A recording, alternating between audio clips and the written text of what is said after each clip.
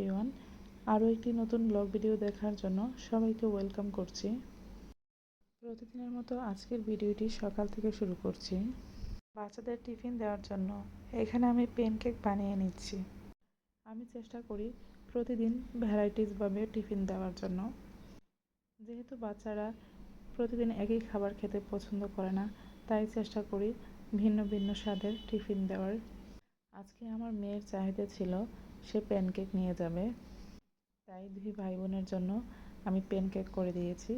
ওরা অবশ্য প্যানকেকের মধ্যে বানানা দিয়ে যে প্যানকেকটা বানানো হয় সেটা পছন্দ করে। যখন যেই ফ্রুটস বাসায় থাকে আমি সেটা দিয়ে প্যানকেক বানিয়ে থাকি। চকলেট প্যানকেকও বানিয়ে থাকি, তবে দেখা যায় বেশিরভাগ আমি ভ্যানিলাটাই দিয়ে থাকি। এই প্যানটা আমি মূলত প্যানকেক, ডিম পুচ এগুলোর জন্য নিয়েছি। তাছাড়া বাচ্চারা যেহেতু এইসব জিনিস খুব পছন্দ করে, যেহেতু এটা কার্টুনের, যখনই আমি এই প্যানে কেক বানাই ওরা তো দুজন রীতিমতো ঝগড়া লেগে থাকে। আমি এই শেপটা খাবো, মেয়ে বলে আমি এই শেপটা খাবো। আসলে বাচ্চাদেরকে যেভাবে খুশি করা যায় তাই আমাদের মা বাবার চেষ্টা। এরপর টুকিটাকি কাজ করে আমি দুপুরে রান্নায় চলে গিয়েছি। আজকে দুপুরে রান্নায় ছিল লাউ দিয়ে মাছ, আর এখানে আমি অনেকগুলো পেঁয়াজ কেটে রেখেছি। আমি পেঁয়াজগুলো একসাথে অনেকগুলো কেটে রেখে দিই, যে কোনো সময় দেখা যায় পেঁয়াজের প্রয়োজন হয়।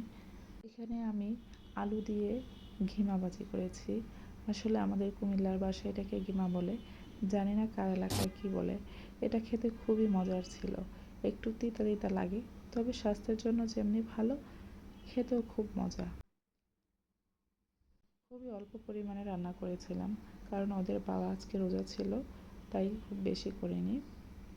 আর অপর চুলায় আমি লাউ দিয়ে রুই মাছ দিয়ে রান্না করেছি।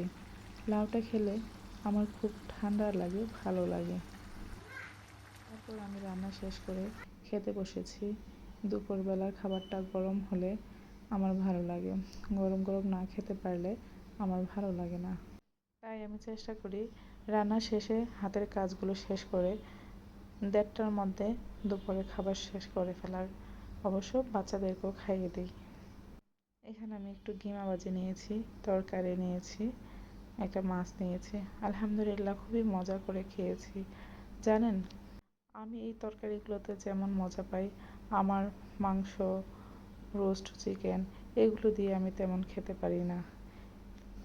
আমাদের দেশীয় ভ্যারাইটির যেই খাবারগুলো আছে এগুলো আসলে আল্লাহর অনেক নেয়ামত।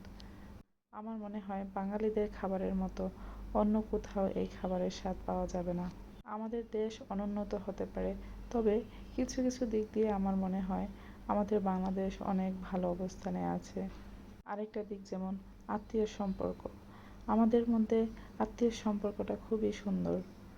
যদিও কিছু কিছু জায়গায় ফ্যামিলি বাঁধনটা ভেঙে যায়, তারপরেও যে একটা রক্তের বাঁধন থাকে এটা অন্য দেশে পাওয়া যায় না।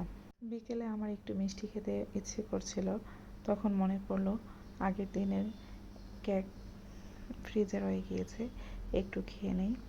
সাথে দেখলাম বাসায় আমার পছন্দের মিষ্টি আছে, যেটা আমি খুবই পছন্দ করি, কালো মিষ্টি। সেই ছোটোবেলা থেকে এই মিষ্টিটা আমি খেয়ে থাকি। আমার বাবা প্রায় সময়, ম্যাক্সিমাম সময় মিষ্টি যদি নিয়ে আসতেন এই মিষ্টিটাই নিয়ে আসতেন। সে তখন থেকে এখন পর্যন্ত অভ্যাস হয়ে গিয়েছে এই মিষ্টিটা খাওয়ার। যত নামি দামি ব্র্যান্ডের মিষ্টি হোক, আমার এই কালোজামটা খুবই পছন্দ, বিশেষ করে ড্রাই যে মিষ্টিটা হয় সেই মিষ্টিটা। এরপর আমি যে পেঁয়াজগুলো কেটে রেখেছিলাম সেগুলো বক্সে করে ফ্রিজে রেখে দিয়েছি।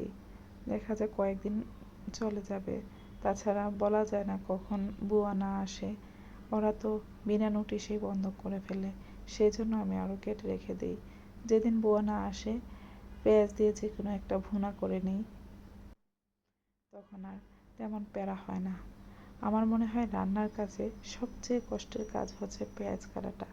আমি দেখেছি পেঁয়াজ কাটা থাকলে যে কোনো তরকারি রান্না করা খুবই সহজ হয়। আজ এ পর্যন্ত। ভিডিওটি কেমন